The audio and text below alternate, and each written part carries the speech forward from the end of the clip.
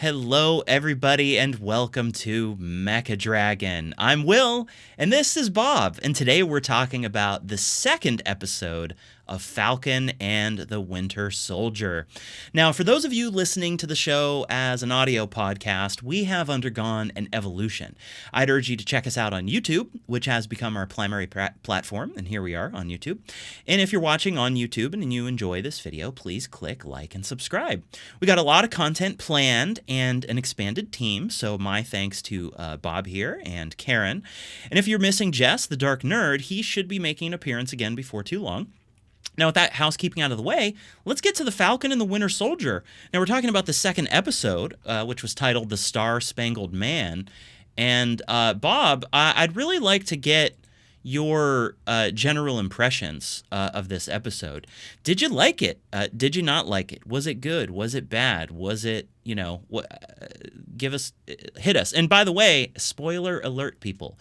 We are not going to be bothering with... we're not going to be bothering with spoiler-free discussion in this episode. So what do you think, Bob? I think one of the interesting things of the episode, they start off with John Walker being like humble and a nice guy, and they go over like his resume. Like he's the man. He's your obvious choice for Captain America. And then by the end of the episode, he changes bit by bit throughout the episode to where he starts to be like arrogant and pushy, and it really starts giving Sam and Bucky crap. Yeah, and I think there is quite a bit of focus on this character in this episode, because it kind of gives us some backstory for him a little bit, he does kind of come off to me as a little bit.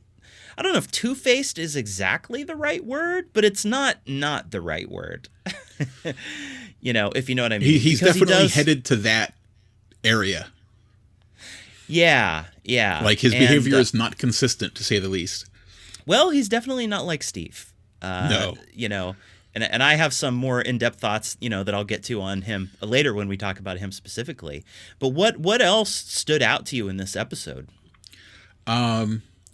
Probably my favorite scene of the episode, which I'm sure we'll get into more later, was Sam and Bucky going to couples therapy.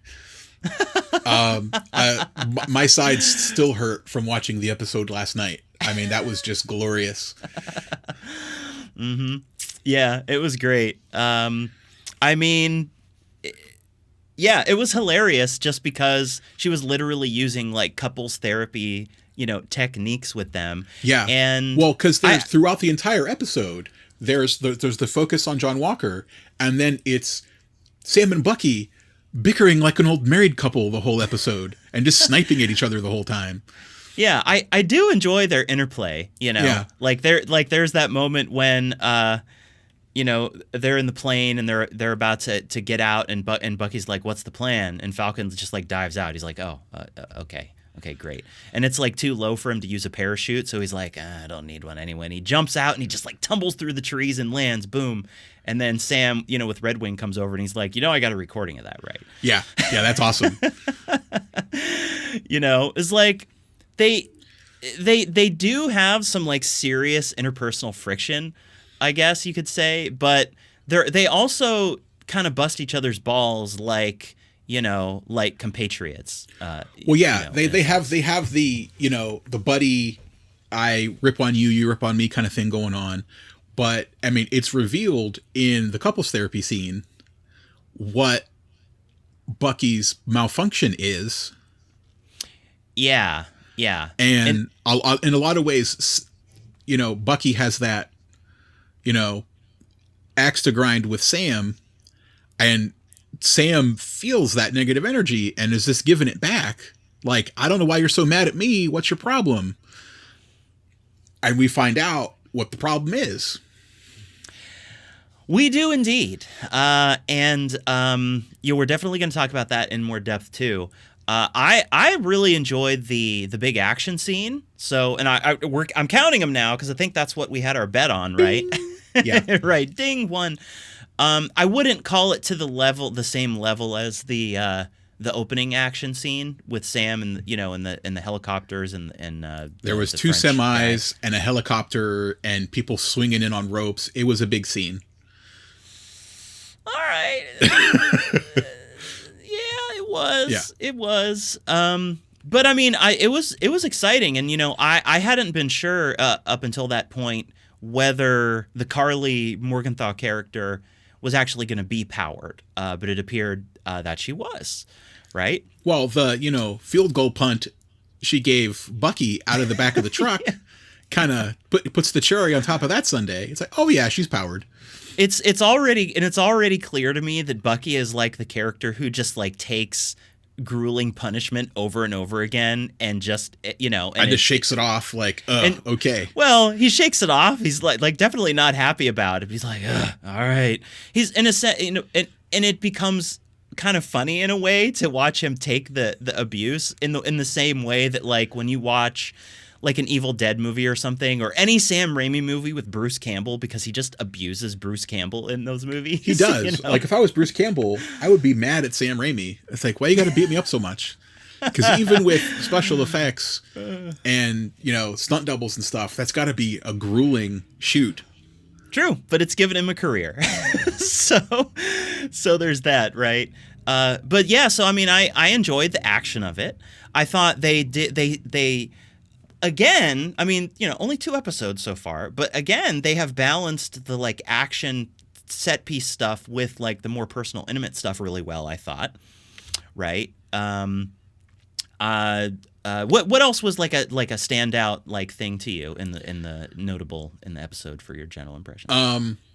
When one of the flag smashers jumps up out of the air, grabs Red Wing, breaks Red Wing in half over the knee. Knee. And then later they're talking and like, you've been wanting to do that for years. That's right. No, I think right after it happened, he said that. It was like, yeah. It was like as he watched it, he was like, "Oh, I've always wanted to do that." Well, then they're walking, and Sam accuses him. Oh, and he's like, "No," and like, yeah.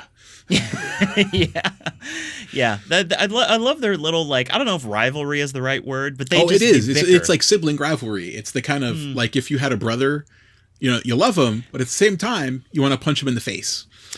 Yeah.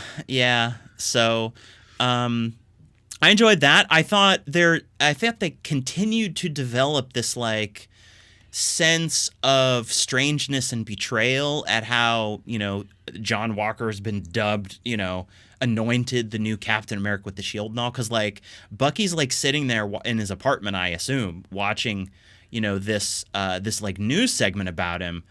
And like it occurred to me that they must have given him the shield. They must have had this all queued up when they found out Sam was going to deliver the shield to the Smithsonian. Because like they already had like B-roll, like footage of this guy training with the shield, right? It hasn't been that long since Sam like dropped it off. And when I went back and watched the first episode again, the guy who's like the politician who's giving the speech, who introduced John Walker as the new Captain America, he's standing there next to Rhodey during Sam's speech at the Smithsonian, and he's all like kind of like bouncing on his feet, and like he looks like he's like kind of impatient or something, because he knows already what they're planning to do. Oh yeah, as soon as Sam walks out to get in the car and leave, it's out of that case. He's out of that case. Oh. Probably put a plastic one in its place and gave it to John Walker. And when dude is like, "Oh yeah, I followed Steve Rogers' career, especially in the Avengers, very closely, and even though I haven't met him, I felt like I know him," or he said something like that, or I felt like he's a brother, and you could just like, what's the actor's name that plays Bucky? Sebastian Stan. Thank you. I can remember for some reason. Okay, but his performance in that moment was like so subtle, but like, and it was probably also my own feeling like coming through and projecting onto him. But I was like, you just want a super soldier punch him right in the face. Yeah, basically. Nothing in this episode made me want to punch John Walker in the face any less. I could put it that way, right? So I really did enjoy like the interactions between Bucky and Sam and kind of their bickering and so on. And I did think it was real interesting how they introduced Isaiah Bradley, known Yes. from the comics, sometimes as like the Black Captain America. And he's got a very interesting story from the comics that looks like, we're going to talk about it in more detail pretty soon, but is at least close to how it was in the comics, but I don't think exactly the same. So, so that's real interesting. And like, well, that might be too early to call because the scene with him in it was very brief. They go in his house, he gets mad, and they leave. Yeah, but there's one thing that comes up that makes me think that there's a slight difference. But you're right; it is too early to know like a lot. But we'll get into that when we talk about Isaiah.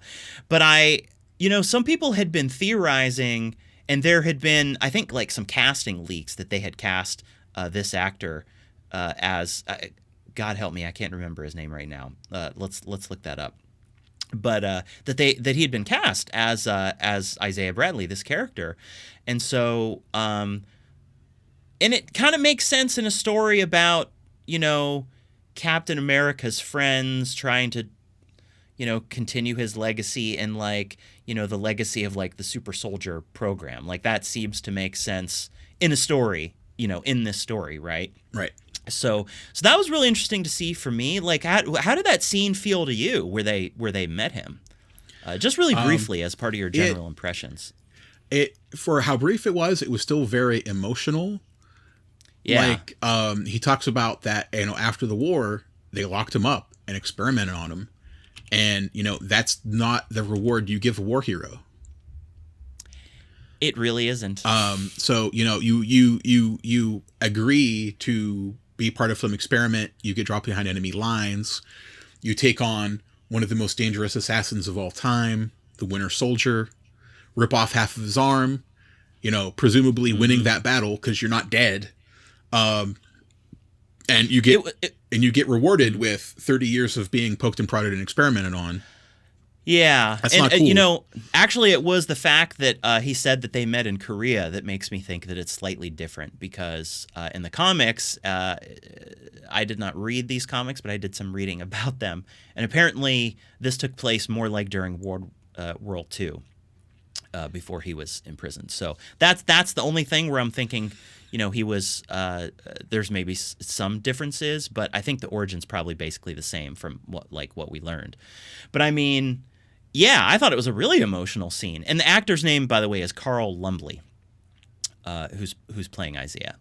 So, but I thought it was also interesting that that Bucky knew about him and he just had opted to not tell Steve or anybody else about it because the guy's suffered enough, basically. Yeah, and Bucky comes right out and say that he's been through enough. Leave poor dude alone. Yeah, and frankly, he didn't react well to their plea for help. So, if I would have been experimented on 30 years, I wouldn't really be big to get back into that life myself. Oh no, not at all. He wasn't exactly. He didn't exactly get the Captain America treatment. And if you think about it, dude, John Walker doesn't even have any enhancements. Well, he doesn't now. But one thing they mentioned for half a second later in the episode, they talk about the Power Broker. Yeah. And in the comics, if I remember correctly, Power Broker gives John Walker some super juice. In the comics, Power Broker does in fact have some super juice. Now, I think that there was something in the comics too about, and this goes back and forth, and comic plot lines get really convoluted. But at least at a certain point, it seemed that the serum that Power Broker was dealing with was would only last temporarily, and you'd have to come back for more. Maybe that turned out to be not quite true later. I'm not sure. I've read some. I haven't had a chance to really follow up on If I remember, it was more they gave him the serum and then gave him an addictive drug, and when you started having withdrawals, he was like, "Oh, that's the stuff wearing off. You need another dose." Could be, and I wouldn't be surprised if the Flag Smashers are involved in some kind of deal like that. But that's we can get into that in our theory section. But overall,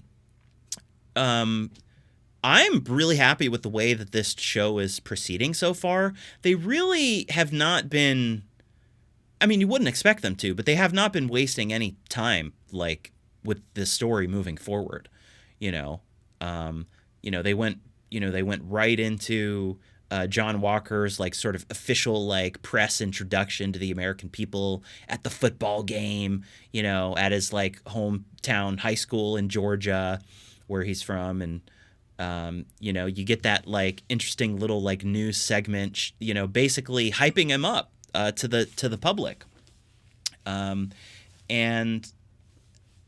it's interesting to see the PR machine at work on this. Whereas, it feels a lot different in some ways to when Steve was originally becoming Captain America and being sort of paraded around, because, well, let's get into that in a little bit. But are there any like final thoughts you have just on your general impressions of the episode? Nope. Yeah. Okay, so let's get into our main topics, shall we? So the first main topic I have is I do want to talk about John Walker. So let's get into it. Is it just me, or is John Walker acting a little too big for his britches? He brags about having 20/20 vision. He calls Bucky, like he's, familiar with him to that level. And he tells Falcon and the Winter Soldier to stay the hell out of his way in tracking down the Flag Smashers.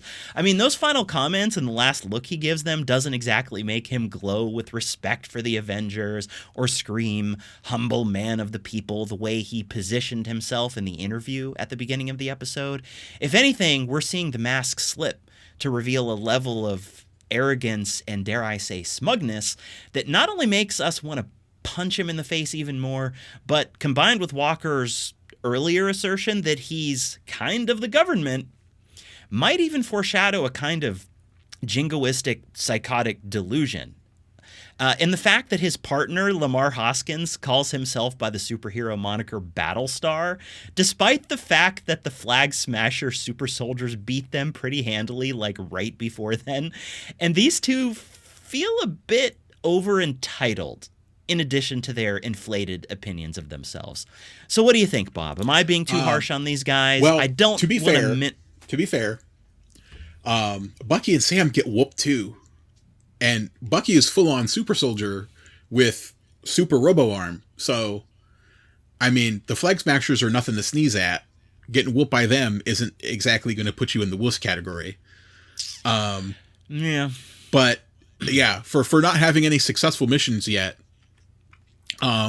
They're both kind of pretty smug about their position. They are pretty smug, aren't they? There's some smug there. Definitely some smarm.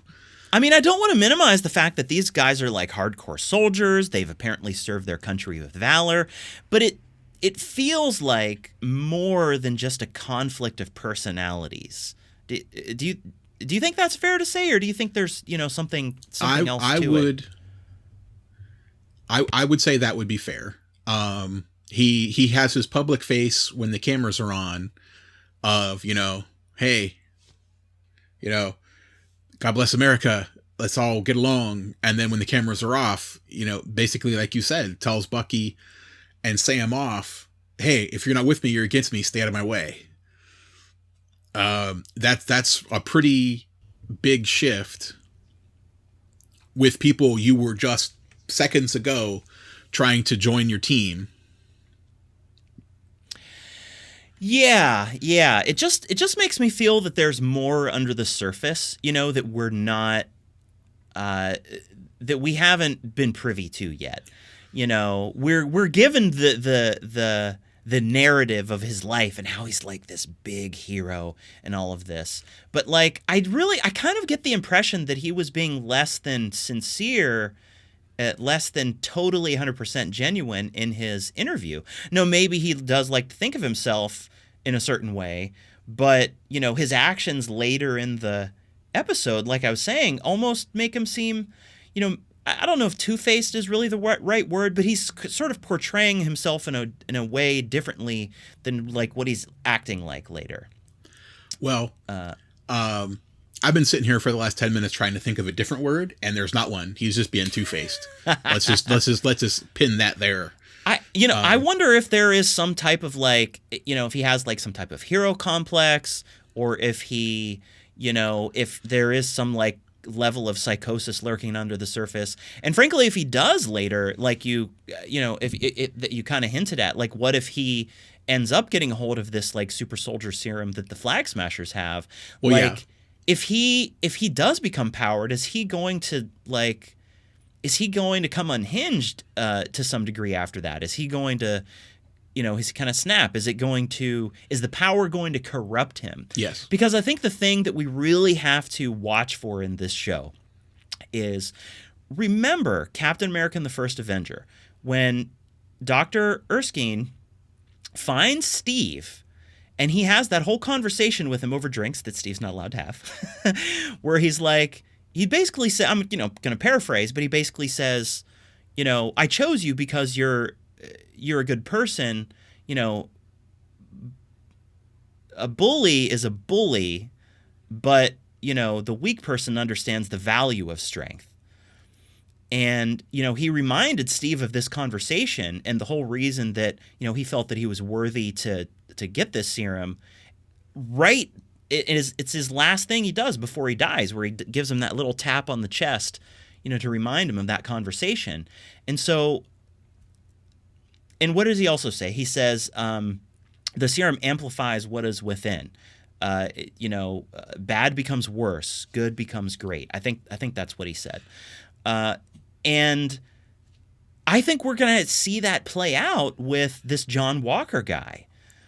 And that's not to say that after this happens and he does something reprehensible, perhaps, if this is, what's going to happen, that's not to say that after that, he's going to be fired from his position as Captain America. Like, I'm inclined to believe that if that's what happens, it's going to be like full PR damage control mode, Well, once we get into the, tinfoil hat theory section, okay. I'll have more to talk about that, but yeah. But I just think, without getting into like all of our predictions and stuff, like I just think that something to really watch for is if this guy does get powered, how he handles it and how that's going to be a contrast to Steve, because in my mind, they're drawing a really distinct contrast between who this guy is and who Steve is or was, right?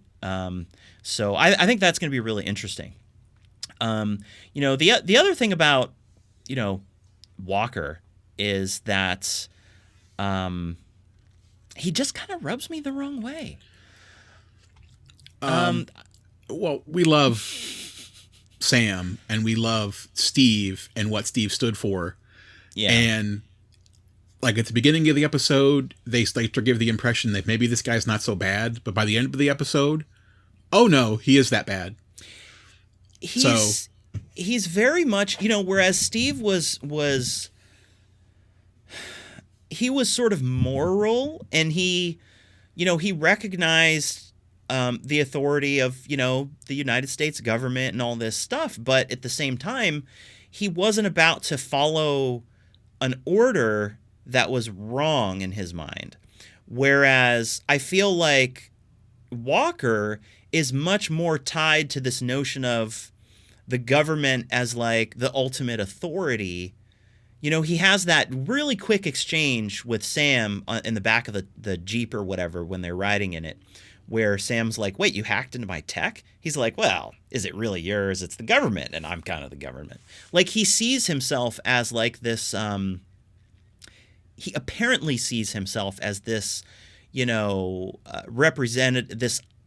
representative of the government that should not be questioned in his authority. He also seems like sort of self-satisfied that he overruled the therapy requirement for Bucky so that he could like come on this mission for them, right? He said he was the one that did that. I just can't get over the imagery, which I'm sure was deliberate, to where when they come out of the jail, he gets their attention by like using the police car siren, right? So he's basically just using a symbol of state authority. He's being tied to these like symbols of state authority, whereas Steve's character was more tied to like concepts of like loyalty and responsibility and duty, and things like that, as opposed to these sort of very specific like symbols of the state. Now they're both draped in the stars and the stripes, so don't get me wrong, they're both very overtly American symbols, but I'm just saying I think they're using the symbology of like state power and associating it very closely with this guy to sort of represent, his sort of personality and just his character, to kind of distinguish it from Steve's a little bit. Does that make sense to you? Yeah. I see like John Walker as almost believing he's his own branch of the government. I mean, there's just a huge level of ego there, where Steve, he just didn't wield that shield. He was a shield. Yeah. He protected those that needed protected. Yeah. Regardless of what it was going to cost himself. Yeah. And I don't think at the end of the day, if it came down to it, John Walker's going to put himself in that position. That's the thing. He's not Steve. And like we talked about in our last episode about the first episode of the show, like that character was originally created as the opposite of Steve Rogers in many ways, right? And so I find that really interesting, the way they're developing that. And I think that it, the other thing is like he is a little bit duplicitous because of the way that he portrayed himself to that reporter versus the way that he's actually acting when the rubber meets the road. Basically. Yeah. No, look, he came and he helped Sam and Bucky fighting, the Flag Smashers. But did he really make that much of a difference? And he was they were like still really full of themselves afterwards. You know what I mean? Right. Which is part of my prediction. Oh, okay. So we'll keep a pin in that. All right. Well, yeah, we'll put a pin in that. So, so did you have any other comments about Walker? Before we move on here. No, not directly from what happens in the episode. I think there's still a lot that we have to see. Oh yeah, there's lots left to unpack there. There's a lot left to unpack, and I'm convinced that there's more to his backstory, and I really do want to keep an eye on the way that he handles his power, in contrast to the way Steve handled his power, right? It's like I really like your comment of like how he carries around the shield like it's this thing, that's, I don't know if owed to him is the right thing, but like he deserves it. Like it's a token of status. Like it's a token of status, thank you. As opposed to Steve, who was the shield. The shield was like an extension of Steve, and that's how we used it. So again, I'm not saying that Walker is a villain, but I think he's a jerk, and I think that he has the potential to become villainous to some degree, or to at least do some unethical things that I think Steve would have a problem with. You think I'm off base? Are we getting into predictions? Is that what we're doing here? Or well, do you want to just keep the predictions for the end and just do all the predictions together, or we could talk about Johnny Walker predictions right now if you want to. Let's keep them all to the end. Let's put it. I think everything else about John Walker from this point is going to be predictions. Yeah. Okay. So, all right. What are the topics we got? Okay, so moving on to our next topic here. I want to talk about Isaiah Bradley. So this was a character that a lot of people thought, was going to be in the show, and here he was. So let's talk about Isaiah Bradley.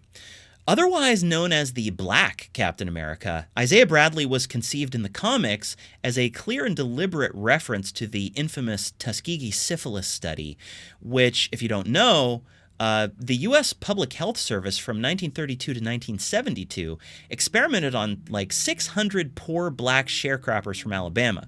They were told they were receiving free medical care, but in fact, they'd been infected with syphilis, and the doctors documented the progression of the disease without treatment.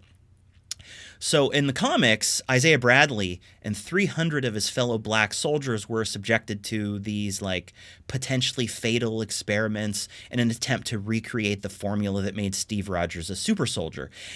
They were all killed to maintain the secrecy of the program, except for Isaiah, who escaped with an old Captain America costume and went on a suicide mission to destroy the Nazi super soldier program. He survived, but he was court-martialed and imprisoned at Leavenworth. How's that for a reward?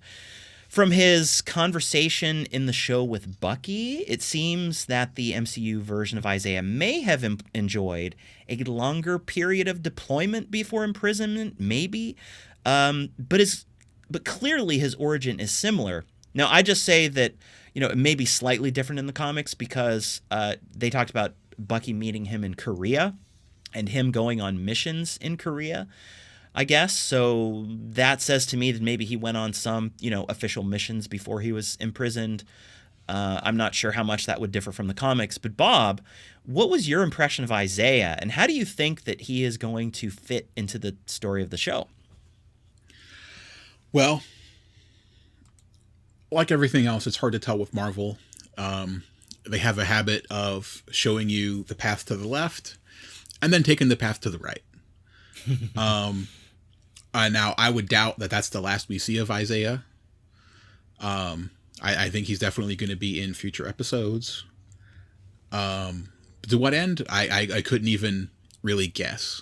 But one thing they are showing is how a lot of people were treated very unfairly.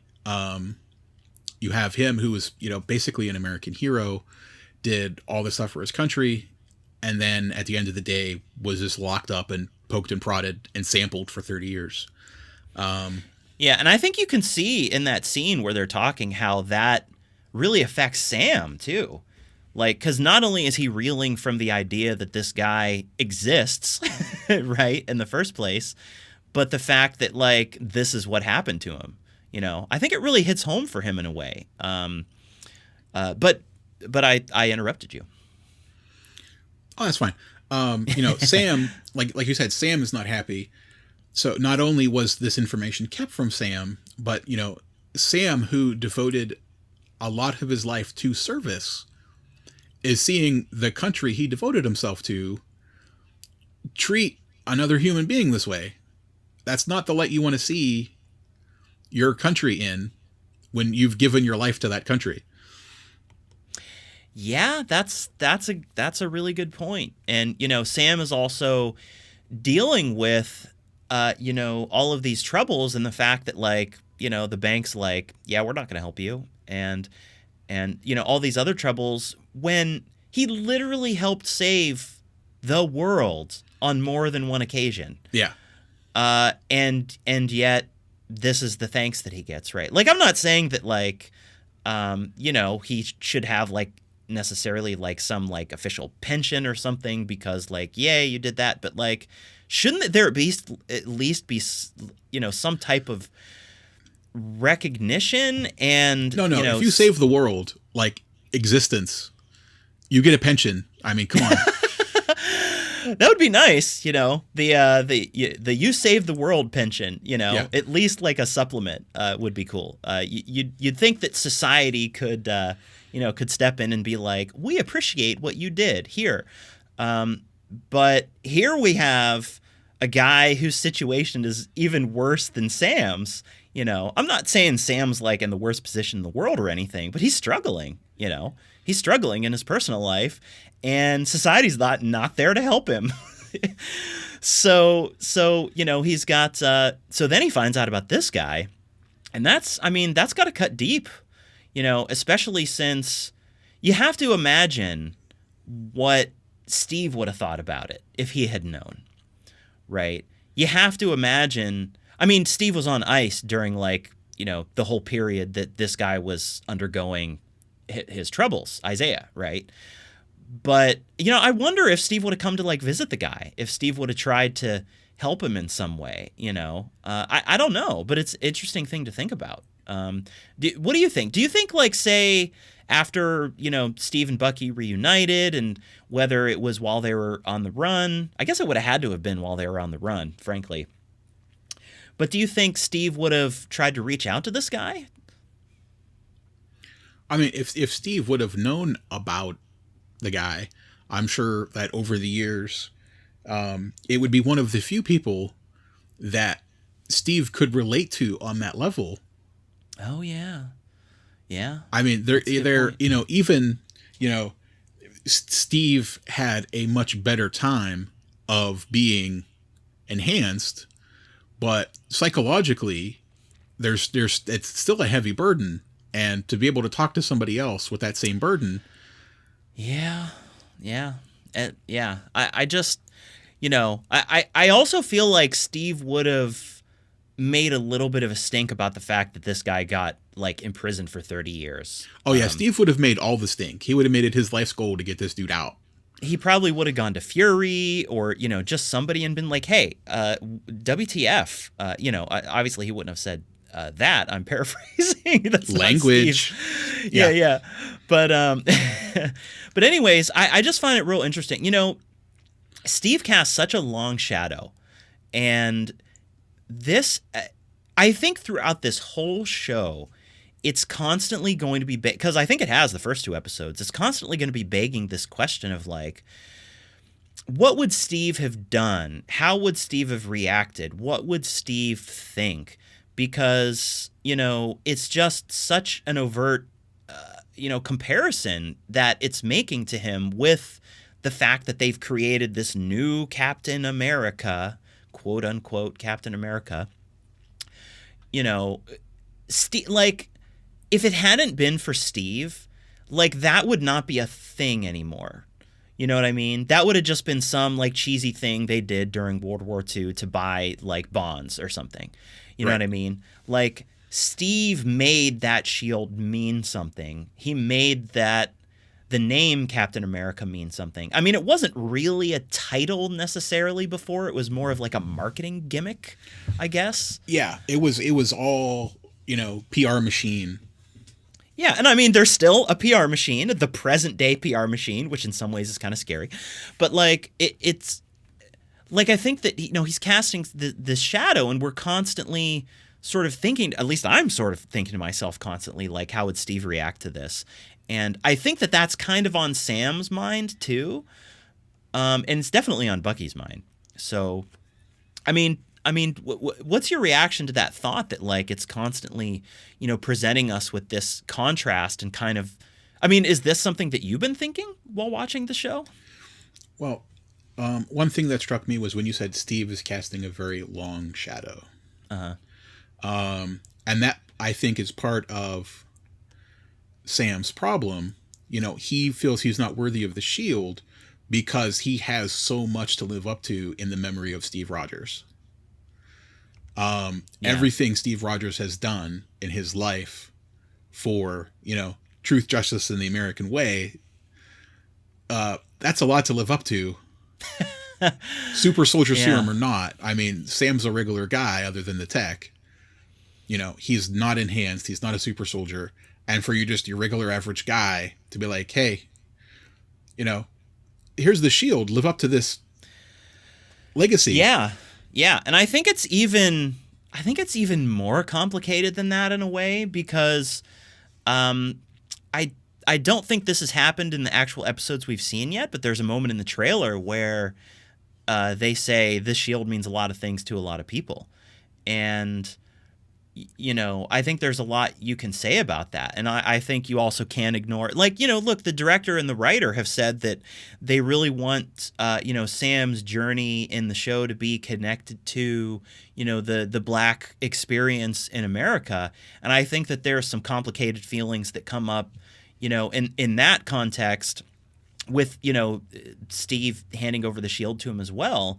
And just from Sam's point of view as kind of like a regular, guy in Black Man in America, it's like, first of all, coming over from Steve, like, how do you live up to Steve?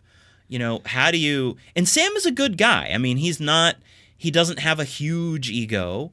He doesn't, he's not an arrogant guy. He's kind of a down to earth, sort of ordinary sort of a guy. And, how do you feel like you deserve that? How can you feel like you deserve to take on that mantle without an ego? I think we were getting at that in our last episode, right? Yeah. I mean, if you look at everything Steve Rogers has done, both before and after his, little ice bath, how could anyone feel up to that?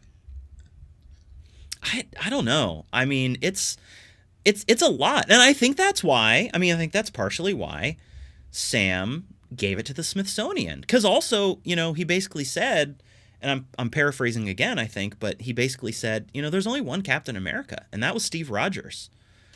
And, nobody else can really carry that shield with the same meaning behind it. At least that's how he felt. Now, I think Steve thought that Sam could grow into that, which is why he gave it to him instead of anybody else. He didn't give it to Bucky. He didn't give it back to Tony. He didn't say, take this to the, to the Pentagon or to the, to the Smithsonian. He was like, here, he gave it to Sam. And when Sam said it feels like somebody else's, he said it's not. Well, yeah. And it's not that Steve did it on a whim, because of that whole time travel thing. He had decades to think it over. He did. He had from, I think he must have gone back to the 50s. Yeah. From the end of Endgame, it looked like. So 70 years he had to think about it, something like that. Yeah. So it's not like he didn't weigh all his options in that time. Yeah. So I find that to be real interesting. So, okay, well, I think that's the main stuff that I had about John Walker. So let's move on, shall we? Or sorry, that was we were still talking about Isaiah Bradley, I guess. But I think that to sum up about Isaiah Bradley, at least my thoughts for the limited amount that we've seen him so far, I think that this is another thing that really begs the contrast to Steve Rogers, because this is a guy who was made into a super soldier by the U.S. government, was deployed as an enhanced asset during at least one war, right, that we know about, went up against the Winter Soldier, which, frankly, there probably needed to be guys to go up against the Winter Soldier when he was brainwashed and doing Hydra's dirty work and, being an assassin for the Soviet Union and all. But, like, to show how, one guy could be treated versus another in a very similar situation where he's given this great gift of being enhanced, one might call it a gift or a curse, but, he's given these abilities, but yet they're treated so differently. And I think that's part of what I'm seeing as the developing theme of this show, that I'm not ready to try and define clearly right now. But I think that, they're going a little deeper with this show than I really expected to. Like, it's giving me a little bit more food for thought than I expected. Because this is going beyond, this is going a little bit beyond just like character. But I like it. I think it brings a depth to the show and it makes it feel more real. And I think it's giving the emotional weight that the show needs, I guess. Yes. So do you have any comments on that, or are you ready to move on? Yeah, Isaiah is, they go to Isaiah for help, and he doesn't want to help. You're asking him to help a world that did nothing but betray him at the end of the day. Yeah. And he doesn't want to be a part of that world. Yeah. He just wants to be left alone. Yeah. He's like, screw off. And you can't blame him. I mean, with everything heavy going on, after everything he's been through, you can't blame him for not wanting to be involved. Yeah, yeah. So, I mean, you know, supposedly he must not have been out of prison for that long. So here we are. Yeah, okay. All right, well, let's move on. So the next topic I have for us is I want to talk about couples therapy. You know, when Bucky, you know, gets bailed out by his therapist. So let's get into it. All right. This episode, we got to see Sam and Bucky where we always kind of suspected they'd end up, in couples therapy. Yeah. They air their frustrations with each other, but it's really only Bucky who goes deep.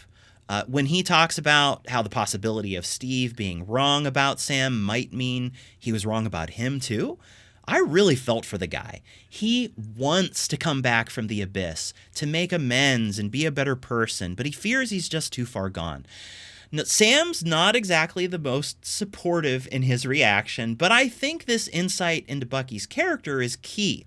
Will he be able to overcome his self-loathing and accept that he deserves to be alive and free? Or will he stay mired in the past in the belief that Hydra made him irredeemable? Bob, what do you think about this? You hear many times from Scarlett Johansson's character, Black Widow. Natasha. Thank you. I got a lot of red in my ledger. Probably the only other person with more red in their ledger is Bucky. And he has the weight of all of that he's trying to use therapy to get through. Now, Steve, you know, basically was like, look, you're my friend. I've known you my whole life. You are redeemable. And that's hard for Bucky to believe. You know, he's still having nightmares of his past assassinations that he's done.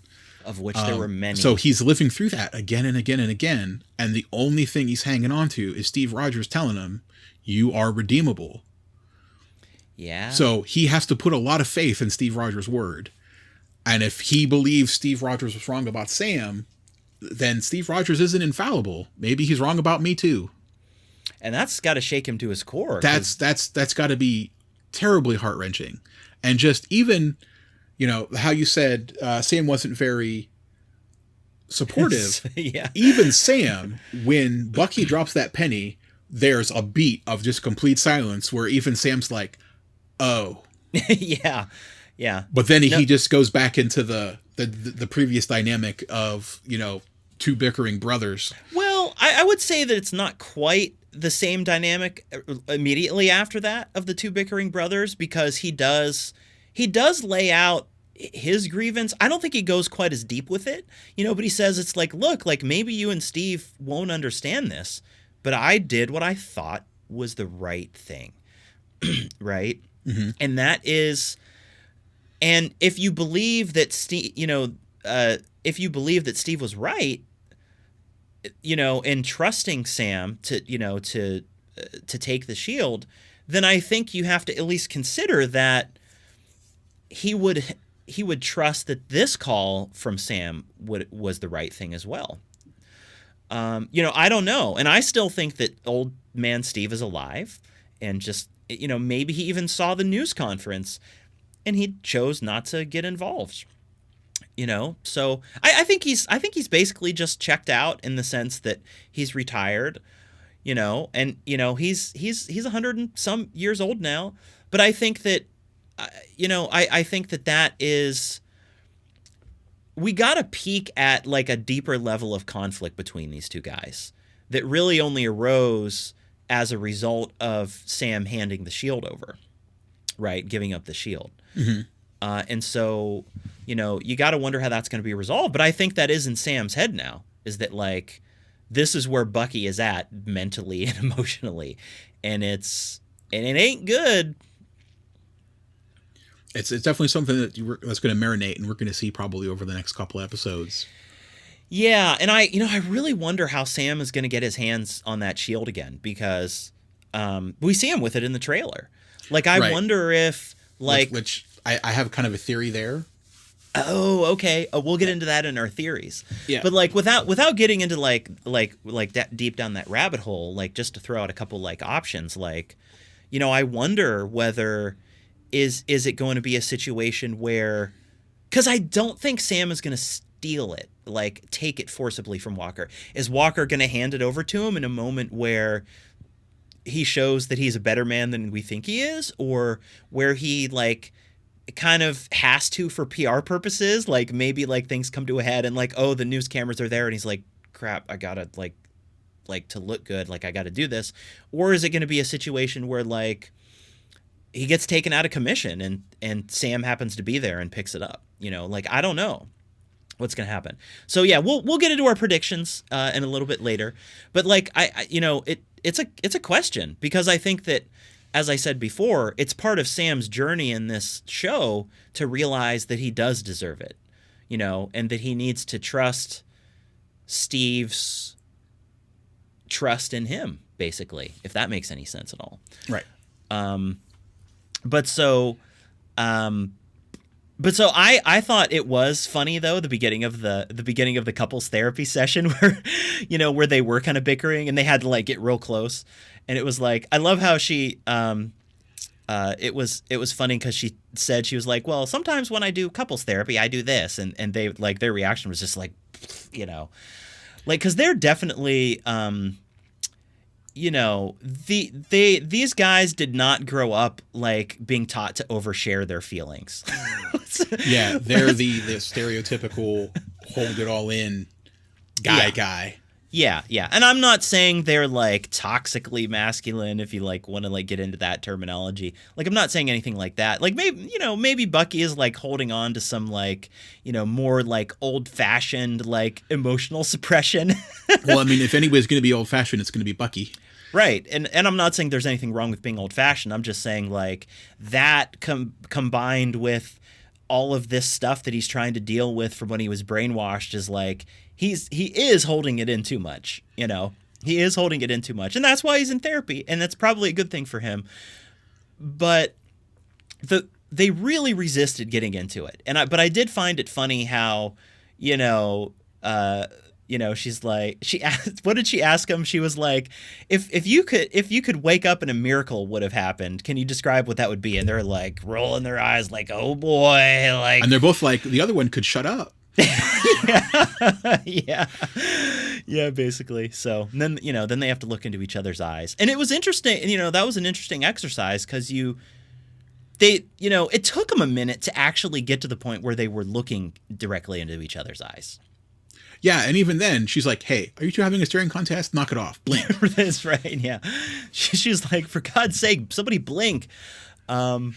So, that was that bickering, brother kind of dynamic that I think... who's going to flinch first? Yeah. Right, exactly. But I mean, I think Bucky flinched first because he really went deep and he really spoke what had been on his mind. And that was probably the first time he articulated that even to himself, I'm guessing. Yeah, well, Bucky has had the advantage in this department of, this is not by any stretch of the imagination his first therapy session. So True. So he, over several sessions of therapy, now the therapist might have just dragged it out of him kicking and screaming, but he has learned to open up a little bit about his feelings. Yeah. Sam has not.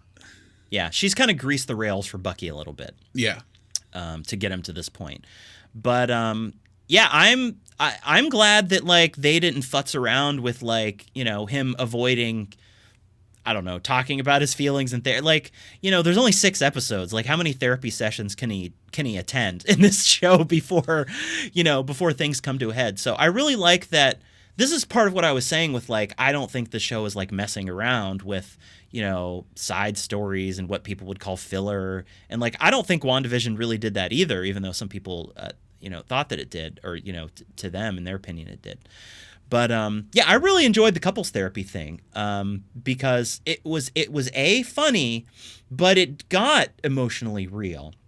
And that's, I think, something that Marvel does really well, is it balances the humor with, like, the emotional realism, as I would call it. So anything else you want to say about the couples therapy session? No, it was just a really fun scene. It was probably my favorite scene of the whole episode. Oh, that was your favorite scene for the whole episode? Okay, interesting. I did enjoy it. Actually, come to think of it, I think it was the most impactful emotional scene in the episode. I really do. Okay, so let's move on to the next topic. So we're gonna talk about the Flag Smashers. All right. The big question I had. Well, let me start over. Let me go into. The big question I have right now about the Flag Smashers is, how did they get enhanced?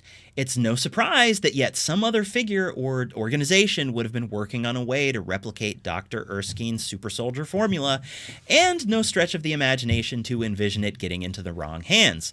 But is that the only possibility here?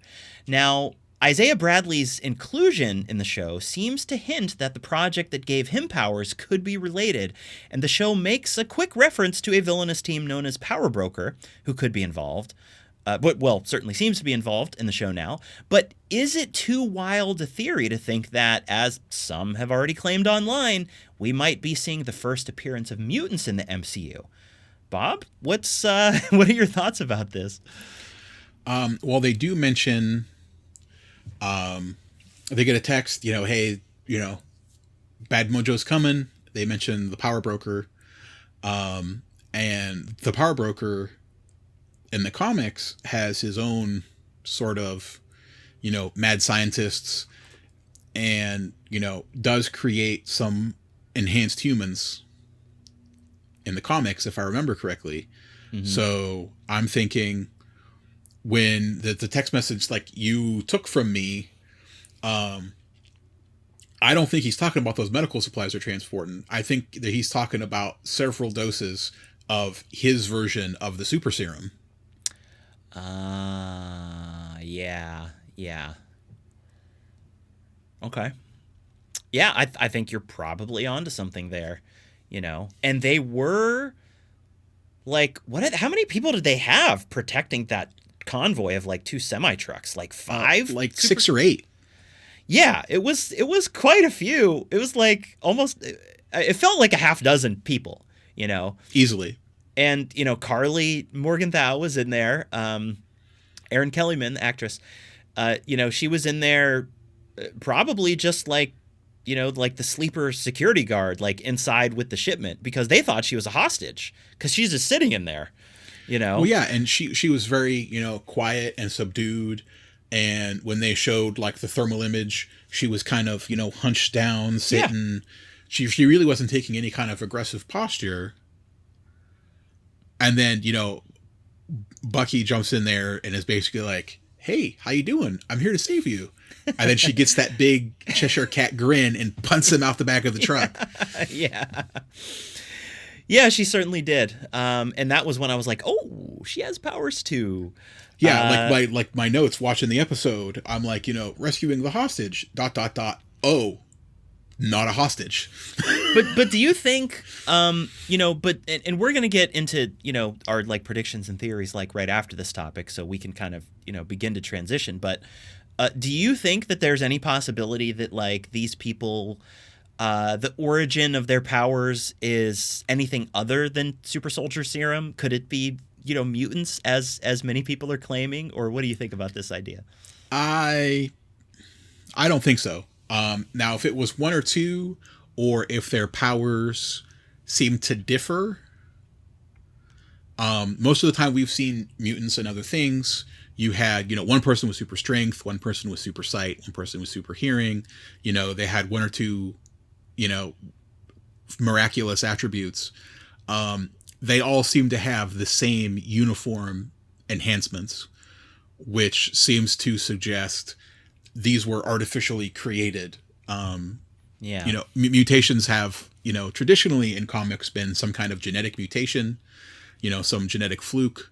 You're born that way type of a thing. Yeah. Yeah. And it would be hard to imagine 8 people having the same genetic fluke by accident. Right. Who happen to belong to this Flag Smashers group. Yeah. And, that's way too many, too many 20s rolled. Yeah. Look, guys, They're not mutants. Yeah. Okay. I know everybody. I know we all want to see mutants in the MCU. I know we want to see the new X-Men and all this. These guys are not mutants. There's 6 episodes of this show, guys. It's not. They don't have space in the story to introduce mutants and have that be an integral part of the story, in addition to everything else that is going on. And have it be a good payoff. I mean, if they're going to introduce it in 6 episodes, it's like, oh, by the way, mutants, move on. Like, that's not going to be satisfying. Right. We don't want that. That is not going to be satisfying at all. And it would sort of not make any sense in the sense that this is revolving around the legacy of Captain America and the Super Soldier program. Okay? Like, you don't not use the Super Soldier serum in this story. In my opinion. I guess we'll find out. But I'm telling you right now, 100% chance these guys are not mutants. Okay, I'll take your bet any day of the week on that. All right, I take no pleasure in telling you, that you're not going to see mutants yet if that's really what you're banking on. I'm just saying, don't get your hopes up, because that's not what's going to happen in this show. Yeah, no bet. Right? That's a sucker bet. Yeah, but I did find it interesting. Okay, I did find it interesting how there's this interesting dynamic within the population to where some people are very sympathetic to the cause of the Flag Smashers. They show up after they, get away from Bucky and them at like this guy's house or something, where he has like this whole space, him and his wife, set up for them with like beds and like a computer and all this stuff. And so there's clearly a level of like, public sympathy for their cause. You got to imagine that in addition to the hardcore members of the Flag Smashers who were there, like stealing money and, punching people and kicking them into streetlights and, all of this stuff, like there are sympathizers out there who aren't necessarily like an active part of like the core group, but who nevertheless provide aid and comfort, one might say, to these terrorists. And they also showed more of how, or maybe the beginnings of how, these people do believe, like you said in our previous episode, are the good guys. They believe that they're the good guys. They believe that they have a just cause. They want to see, what did they say? One world, one people, right? And the one guy stayed behind and sacrificed himself, got shot by the police so that they could escape with their shipment, right? And so that guy was willing to lay down his life for a cause that he believed in, right? And so, I'm just saying, I think it's really interesting that this is not like a fringe group that like the entire population is afraid of, right? This is a group that enjoys some level of public support, even if it's on the DL, because these people are terrorists, or at least they're becoming terrorists. Like, it's not clear to me how many crimes they've committed thus far in the world, by this point that we're at in episode 2 of the Falcon and the Winter Soldier. But like, what are your thoughts on this idea that they enjoy some level of public support, and they apparently have even, at least a loose network of like safe houses or, resources and people that will help them? Like, what does that say to you, Bob? Well, when the blip happened, half of everybody disappears. Well, also lost half the means of production for a lot of things. Now, that over 5 years probably balanced out. Then all of a sudden, all those billions of people showed back up. Well, you instantly have double the resource use, but those people aren't going back to work in 24 hours to increase levels of production. So that probably was a big economic burden, especially on a lot of the smaller countries that didn't have a whole lot extra to begin with. So there's probably a lot of people who, were doing okay before all this started. But then after the blip and then the return of the blip, they went from doing decent to being one of the have-nots.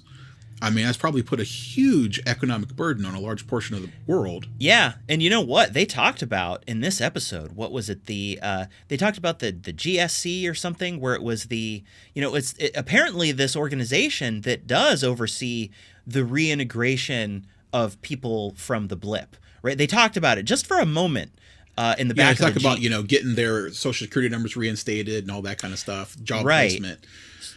So but obviously, you'd have to allow for they can't get all that done in a day. Exactly. Like if you have like 2 billion people show up, 2 billion. 2 billion. It's going to take a minute to process that paperwork. Or 3.5 billion or whatever it is. But I mean, my God, it's like it's only been a few months since everybody came back, and so you're right. It's like this is going to cause strain on society. It's going to cause economic strain. It's going to cause a whole lot of problems. That we've barely scratched the surface of seeing at this point. And so yeah, there's going to be people that sympathize with what they stand for. And what is it that she said, like that they got a glimpse during the blip of what the world could be, right? And maybe the silver lining, if you can call it that, of what people were able to pull out during the blip was that, as I mentioned, I think in our previous episode, like the world was to some extent united in grief, right? There was probably more international cooperation, one would imagine, to make sure that civilization survived, essentially. Alliances shifted, all this stuff that they've kind of hinted at so far. And so here and now you have this group, the Flag Smashers, that's like, look, we got to try and recapture some of the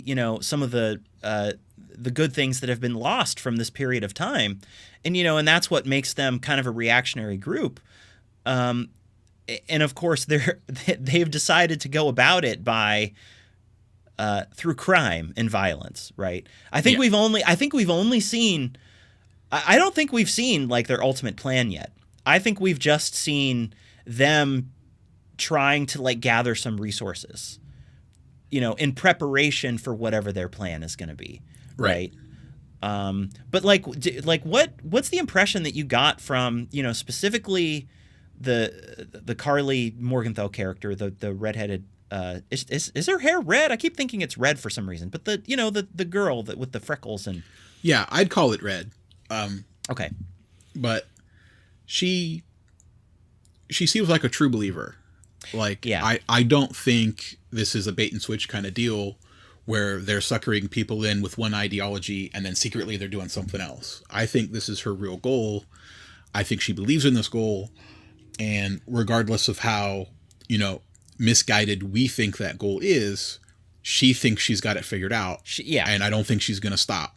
No, she's not. Now, I would say that even though, this group is composed of true believers, I think that there is still a possibility that they are being used by someone else for for purposes that aren't necessarily those of the Flag Smashers, right? Like somebody might be supplying them with the serum because they want to cause, they want to destabilize this or that, or they want to cause chaos in general, or, maybe they want to use the Flag Smashers as a distraction for something else. I don't know.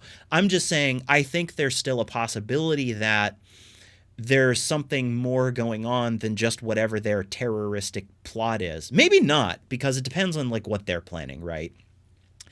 But at the end of the day, even though they have decided to pursue this dark path and, pursuit of their goals, like I still think that in their minds, they want the betterment of the world. Now, whether that means they're truly, sociopathic and that like they'll just like kill, half of the world again to accomplish it, or whether there is a line somewhere that they won't cross, I don't know.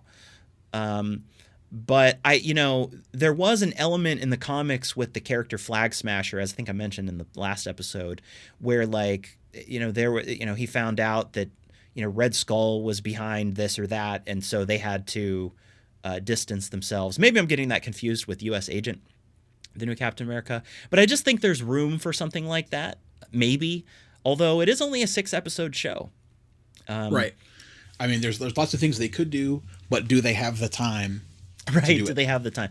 That's why I think, very much in the way that, with WandaVision, there was a lot of theories out there about a lot of stuff that could happen and a lot of elements that could be introduced. But at the end of the day, they kept the story very focused on Wanda, in Vision. And so I think it's the same situation here. They're not going to get too complicated with the plot. There might be some twists and turns, and it is like an international, like almost, spy action thriller. But, so there's some room for some reveals. But I think they're going to keep the story tight. I think they're going to keep it focused really on Falcon and the Winter Soldier, as is the title. So I don't know. Do you agree with that, or do you think there's a big twist that we're headed towards? Well, it's Marvel, so I never discount the possibility of, the big twist at the end. Mm-hmm. But with only 6 episodes, they have to keep the overall scope relatively small. Yeah. I mean, it's not like, 22 episodes of, Stargate or, some older sci-fi show where they had, Yeah. 18, 20 hours of video to get the job done. Yeah. I tend to think that the twists aren't going to be like mind-bending, like world-altering twists. It'll more be like, there'll be like some reversals, or like maybe things develop in a way that you wouldn't expect. So, for example, I think we should get into our theories and predictions now. Yes. So let's move on to the next topic. So we're going to get into our theories and predictions now. And let me see here. So we're going to get into our theories and predictions now. And I want to start actually by talking about Baron Zemo. Okay? Let's talk about Baron Zemo, because at the very end, they decide that this is the guy they're going to go to get information or something, right? Yeah. To help them, because they really don't have any leads on these flag smashers, I don't think. So they're going to go talk to Zemo, and they show him very quickly in his cell, right? And I would contend that one of the, this is my theory, is that, an unexpected thing that could happen is that he ends up becoming their ally. Now, that's not to say they're going to trust him. That's not to say, that he necessarily, has their well-being as the first, priority on his list, Zemo. But I think that he's going to say, well, I have something you need, and so you're going to have to, get me out of this cell if you want me to help you, even if it's just on a temporary basis. Because, in the trailer too, we saw a scene that looked like they were outdoors, where Bucky would empty the ammo out of a gun in front of Zemo. And of course, I think there was a trailer where he wears his mask, right? His purple mask from the comics. So I think I feel like my theory is they're going to go to him for information. He'll be like, okay, I'll help you, but you got to get me out of the cell temporarily. And, maybe they'll get him out with a ankle bracelet, tracker or something on it. But, this is Baron Zemo. He's going to find a way to slip free and cause more trouble during this show and, potentially in the future. So, but not before giving them the lead, that they need. So it could be an interesting trio of bickering dudes coming up here soon. What do you think about that? Am I off base? I think that's another sucker bet. I think that's definitely going to happen that way. Oh, okay, okay. I don't see any other way you can slice that. Yeah. I do wonder whether Zemo actually has any connection to the Flag Smashers. I mean, I guess he's been in prison since the end of Civil War, basically, so he probably isn't directly involved with them, but he might know the key players. Yeah, and they're probably not giving him a whole lot of, freedom with pen pals and internet access. So and the thing, yeah, right, no pen pals. The thing with Zemo is we know from Civil War that he is a crafty mofo. He's a schemer. He's extremely intelligent. And he's a bad guy. He's a bad guy who saw himself as doing the just thing. Well, I don't know. Maybe he felt that it was some sort of justice, but maybe it was probably mostly revenge for his family. And he was one of those villains that, first of all, I love Daniel Bruhl, the actor. He plays him so well. But like he's one of those villains that has a he's got a real grievance, a real valid grievance, but the way he goes about addressing the grievance is what makes him a villain. Right? Like the Avengers caused a lot of destruction and that's how his family died. That's a legitimate grievance. You know, that was kind of that type of thing was the whole basis of like the conflict in Captain America Civil War.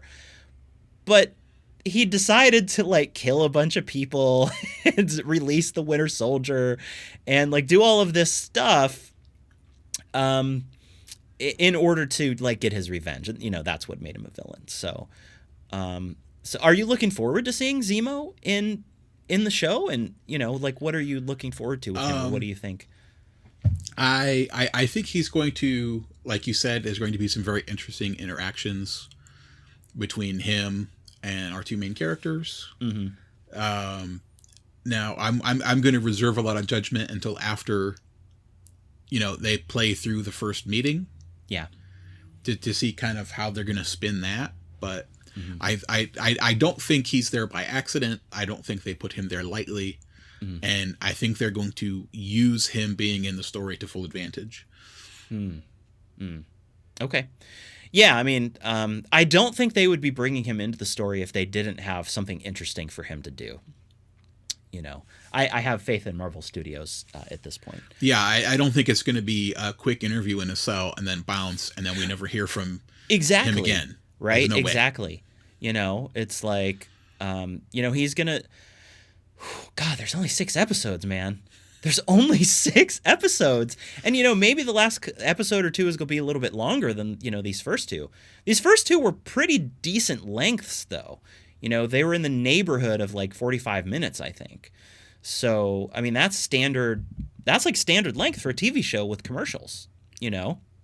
So, yeah, so, okay, we're agreed on Baron Zemo, but like let's talk other theories. What other theories do you have for this show? I want to hear what you got. So they mentioned Power Broker, and Power Broker is in a lot of ways another source of how, you know, the bad guys get their super serum. Mm-hmm. I think that John Walker is going to get whooped by Enhanced multiple times, sort of snap a little bit because his ego can't take it.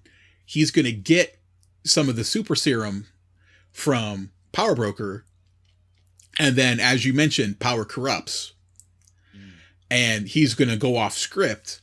And then Sam and Bucky are going to have to go ahead and steal that shield back because we can't have a villain with the Captain America shield.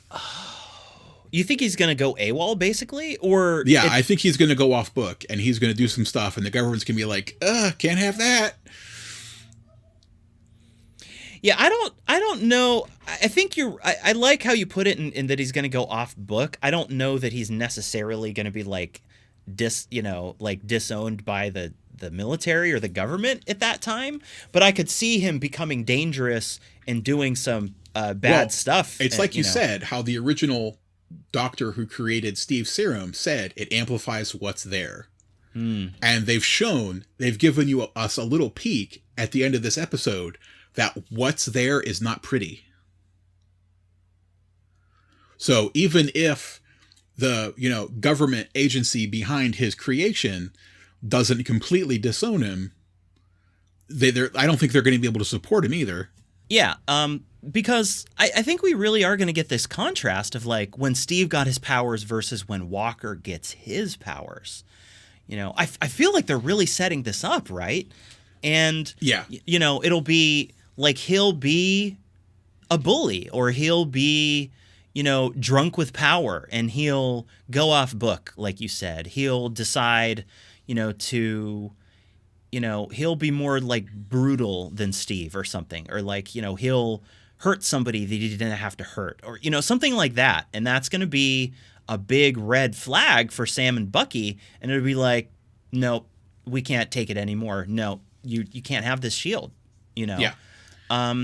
But because because we know from the trailers that Sam is going to get the shield and he's like, they're practicing with it in his yard. I feel like there has to be some component of what happens that either does make the government like disassociate with him, fire him, or he goes AWOL, or something happens publicly where, he's discredited publicly so that public support would not be with him retaining the shield anymore. Like something like that, right? Because otherwise they're going to come after Sam. And I don't see that happening. Because Sam even mentioned to Bucky, I can't remember whether it was this episode or the first one, where he said, look, last time we took this shield, I was a fugitive for 2 years. Right. That's not going to happen again. Yeah, and another character flaw that they kind of show in John Walker that may rear its ugly head, as it were, is the arrogance. Like maybe he gets, some kind of super serum and thinks, okay, now I got the juice. Now I'm unstoppable. And he does something thinking he's unstoppable and just gets crushed. Oh, interesting. So he's taken out of play by the bad guys. And, Sam's the only one left. Yeah, that could be. So it's just a question of, at some point, John Walker's character flaws are going to take him out of play. Now, whether it's the arrogance or the, thinking he's an arm of the government onto himself. Right. Which character flaw is going to win. It's up to Marvel, but I think it's going to be a story of, Steve was just basically oozed of good, and this guy does not. Yeah. On the other hand, I don't think that they're going to make it so black and white as like, oh, he's actually evil. I think it'll be more, more of a gray area, or it'll be more like complex in terms of like he has good aspects and he has bad aspects. Right. Which is what makes me kind of, after I just had the thought, his arrogance being his Achilles heel, because he's not necessarily a bad guy, but he thinks too much of himself, and that gets him into trouble because he doesn't take the safety measures he should. Well, yeah, I do think it's more than just arrogance, though. I mean, I think that there's an element of, there's some ego there. Yeah, there's some arrogance there. Yeah, there's some like, maybe like self-entitlement. But there's also something about, I really don't think it's just his personality. I think that he has like some type of like authoritarian tendency or something. Maybe that's the best way to put what I'm thinking, because it's like how you phrased it, like maybe he kind of thinks that he's an arm of the government all to himself. It's like, Steve took things into his own hands sometimes, but it was never out of ego, and it was never out of a sense of self-importance or anything. It was out of a sense of duty. Yes. I think, duty, loyalty, just straight up like moral fortitude, like, man, I just can't let that happen, type of a thing. Whereas this guy is like, no, I have the authority of the government vested in me, and you listen to me now, and I'm Captain America. That's more of the impression that I get from him. So yeah, like that'll be interesting. And I also wonder like how far into the show we're going to get before something like that happens. Cuz again, only 6 episodes. I would say I would say this next episode we're going to see the conflict. Yeah. And if not this episode, the next episode. Well, at the end of going to be Sam taking that shield. Yeah. Well, the end of the 3rd episode is the midpoint of the series. Yeah. So, and the midpoint of a story is generally when things kind of flip around and like things are pretty bad, and the heroes have to start getting more proactive than reactive in a way. And so I think it would be a natural point for that to happen, but I would also not be surprised if it doesn't happen until like the 4th episode. But yeah, I think it could very well happen next episode. Because they're working separately but on the same mission now. Bucky and Sam versus, Walker and his friend Lamar. Battlestar. Yeah. Like Bucky's reaction when he calls himself Battlestar, which is like obviously this like superhero name that like either he gave himself or the government gave him to make them like the Captain America super team. Like, yeah, that was Bucky's reaction was like, all right, I've had enough. Stop the car. I'm out. You know? I'm like, I'm out. Peace. See ya. I mean, and that just goes to show, like, because look, dude, even like Sam and Bucky don't refer to themselves by their superhero names. You know, I think really the only person who was apt, you know, who was tended to do that was like Tony, but just because he was an egoist. I am Iron Man. Yeah, you know? he was a walking id. Yeah, but like but it shows the ego, I think, you know, that they're like, well, I'm going to call myself my superhero name, even though I'm not actually a superhero. I'm just a guy, like a sidekick and an outfit. So you know, that's kind of how I feel about it.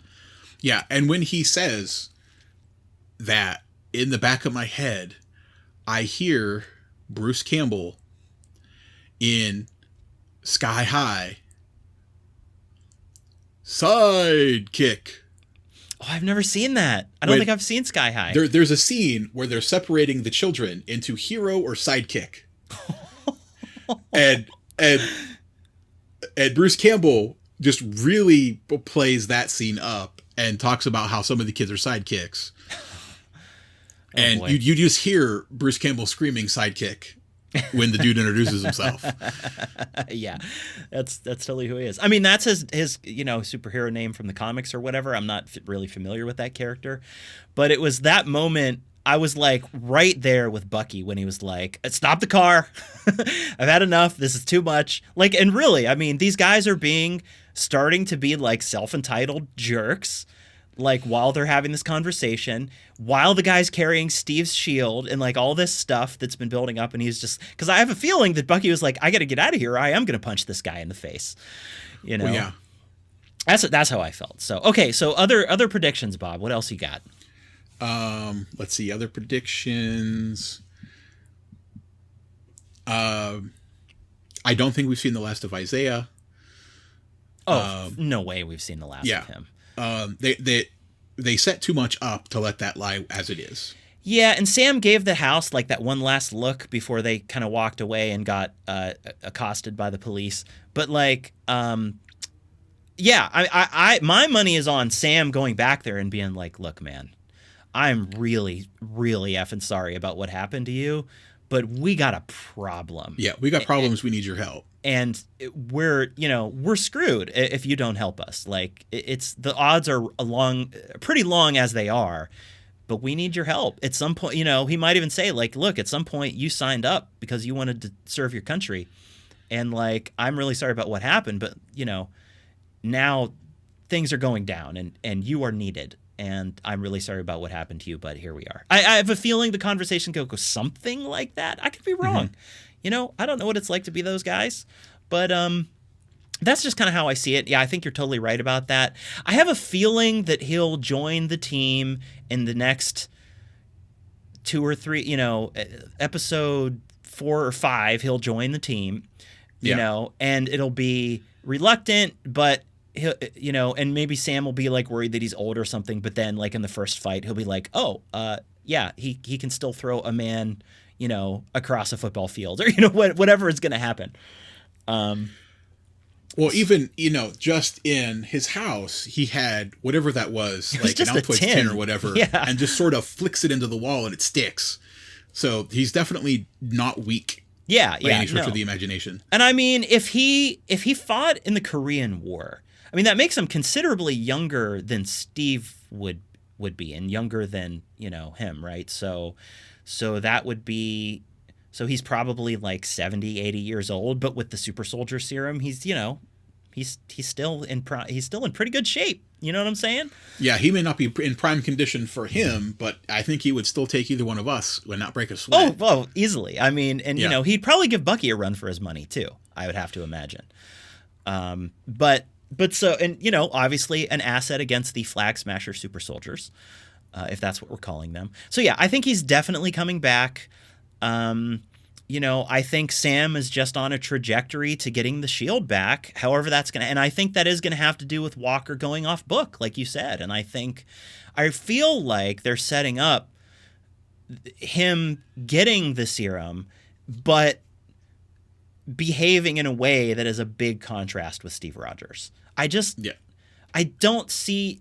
Look, I mean, I could be wrong. I don't know what's going on in Kevin Feige's head or whatever, but like, it almost feels inevitable to me, but I don't know how it's going to happen. So that's what I'm excited about seeing, is like how it unfolds. And look, I could be wrong. I've made predictions that didn't pan out before, but I think that, my biggest predictions are just like, that's what's going to happen with Walker, and Sam's going to take up the shield, and there's going to be an element of either public support for that against Walker, or like he's just out of commission, or he's forced to give it up for some reason to him that either shows us that he's a better person than we thought, or that he's doing it in a calculated PR type of a way. If you had to pick one of those ways that would go down, though, Bob, what would you say? It's a tough call.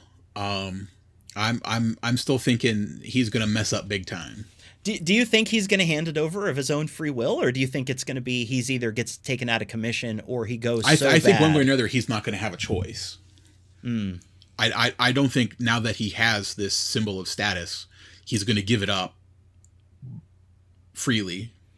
Okay. So, but do you think that the idea of him not having a choice could involve like news cameras on him, and it's like there's pressure and he's got to do it in that moment? Or do you think it's more of like they take it from him, like forcibly take it from him?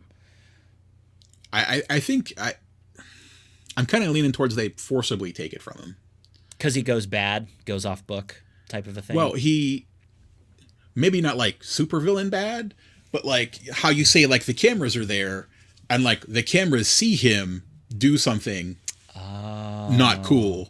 Okay. And then Sam's like, okay, I'm way better than this guy.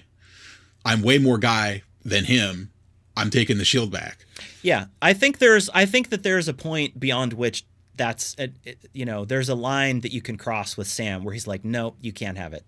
Yeah. He's going to cross that line. I don't know what's going to happen, but I feel like that's what's going to happen. Okay. I don't think I have any more predictions at this point. Those are the big ones for me. Do you have any final thoughts on this episode, Bob? Well, I mean, I think at some point Bucky is going to transition away from being the Winter Soldier. And being more White Wolf. They kind of just they slip that in. You blink and you miss it. Yeah, they did. Like, hey, you're the White Panther. Nah, it's really White Wolf. Huh? And then Bucky takes off. Like, we're not talking about that right now. We're busy. It's interesting because in the comics, I believe at a certain point, he's got like a white suit that's made of vibranium, right? And so it makes me wonder if the international sort of nature of the threat of the Flag Smashers will sort of enable him to go to Wakanda or meet up with Shuri or somebody like that, and for them to like help him out by giving him like the White Wolf suit. I kind of think that's not very likely to happen. Again, it's only 6 episodes. It would be a lot to introduce. It would, yeah. A whole country full of characters to the story for the handing over the suit scene. I feel like they could do it in a quick scene where they like stop in Wakanda and it's like, here, I got your message, and like here's this thing that we told you about. Okay, bye. I feel I think it would kind of be funnier if this big crate comes and there's a note like, hey, I saw you getting whooped on the news. Maybe you need this. That's kind of like something Shuri would say too, I feel like. Yeah. That's awesome. I'm going to remember that. I feel like that would be really fun and wouldn't take up a lot of time, like you said. It wouldn't. It's just he 15 seconds him reading the note. It's like, yeah. And they did slip in the reference like you said, where he said, no, it's White Wolf actually. What did he call him? White Panther? White Panther. He's like, you're being all stealthy. You're like White Panther now. He's like, no, you spend a little time in Wakanda and you come out White Panther. He's like, White Wolf, actually. And then immediately bolts off after the bad guys. Yeah. And Sam's just there like, okay, it's go time, apparently. Yeah. Let's do it. Yeah. So that was fun. So yeah, I mean, maybe something like that would happen. That would be awesome. I just don't know that it needs to happen. Maybe it'll happen in a future movie, but that would be the most entertaining way I can think of for it to happen. I look forward to Bucky getting more tech. Because like he goes to jump out of the plane and he rips the sleeve off to show his metal arm. Yeah. And you're thinking, oh, he's jumping out of the plane without a chute. What cool thing is in the arm? Nothing. He just thuds out of the plane. Yeah. It's like, oh, there's no extra tech. He just made a big thud. And that he knows that's what's going to happen when he jumps out of the plane, which is why he looks so unhappy about the fact that he's got to do it. This again. All right, fine. Like he's just accepted his fate at this point. Yeah, and he's had have his way with him, and he's had enough bad falls. I mean, that's how he got separated from Steve in the first place. Must have been terrifying. So, yeah. God knows he might have relived that. Okay, all right. Well, do you have any final thoughts on this episode, Bob? I think they did another good one. I give it another 9 out of 10. Okay. God, you know what? I think I got to give it a 9 out of 10 too. I really do. It might even be higher than that.